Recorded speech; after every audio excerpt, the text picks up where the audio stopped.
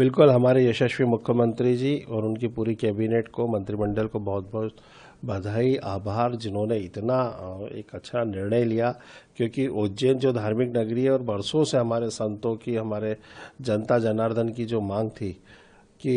ये शराबबंदी होना चाहिए, तो उन्होंने शहर में जो शराबबंदी करी है उसके लिए मैं उनका दिल की गहराइयों से बहुत बहुत आभार और धन्यवाद करता हूँ। किस तरीके से रहेगी शराबबंदी? क्या सिर्फ बिक्री सेवन पर है या किस तरीके से रहेगा? अभी तो जहाँ पे जितनी भी वहाँ पे शराब की दुकानें हैं वो सब बंद होंगी, और अगर कोई घर में पीता है तो उसके लिए कोई वो नहीं है। बाकी बाहर सार्वजनिक स्थान पे ये शब्द शराबबंदी होगी।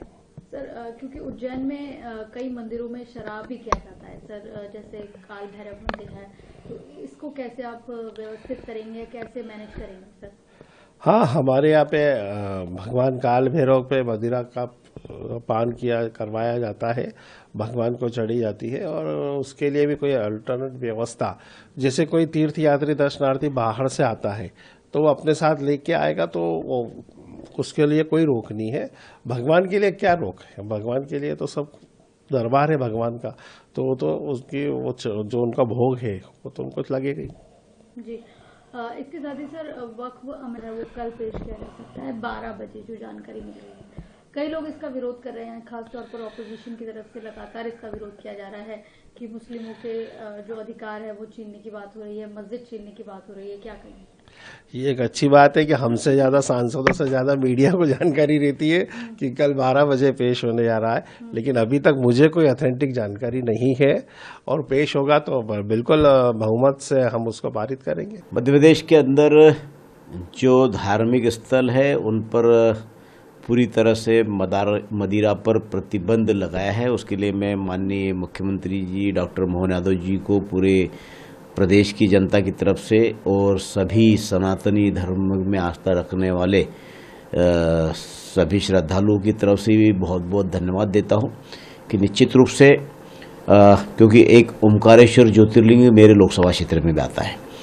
और आए दिन देखने में आता था कि लोग इतने श्रद्धा भाव के साथ वहाँ पर दर्शन करने के लिए आते हैं, लेकिन कुछ लोग ऐसे भी रहते थे उसमें कि जिनको जब तक के नहीं पिए तब तक के उनको आनंद नहीं आता था। लेकिन उसके लिए फिर जो है कि ब्लैकमेलिंग भी होती थी, सारी चीज़ें होती थी, और उन चीज़ों को आज क्योंकि जो भी वहाँ पर दर्शन करने के लिए आता है, चाहे ओमकारेश्वर हो, चाहे महेश्वर हो, चाहे उज्जैन हो, चाहे दतिया हो, जो भी हमारे यहाँ पर धार्मिक स्थल है, उन सारे धार्मिक स्थलों पर लोग श्रद्धा भाव के साथ आते हैं। और स्वाभाविक है कि यदि शराब वहाँ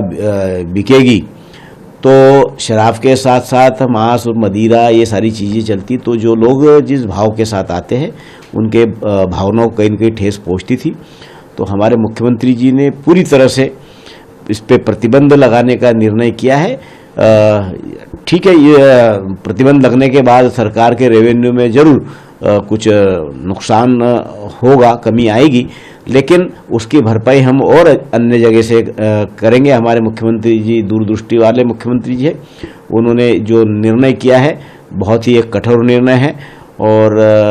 मैं उनके इस निर्णय को स्वागत करता हूँ और सभी श्रद्धालुओं की तरफ से उनको बहुत बहुत बधाई देता हूँ। सर, किस तरीके से आपके क्षेत्र में, क्योंकि बड़ी संख्या में